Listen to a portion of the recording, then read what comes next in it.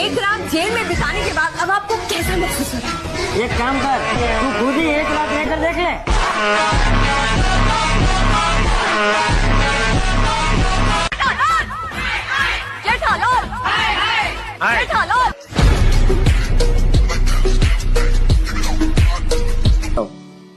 अरे वो मेहता साहब छाता लेके कहाँ जा रहे हैं? हाँ सॉरी, कोई बात। चेतनलाल, मैं चलता हूँ, तुम चाय पियो। नहीं नहीं मेहता साहब, नहीं।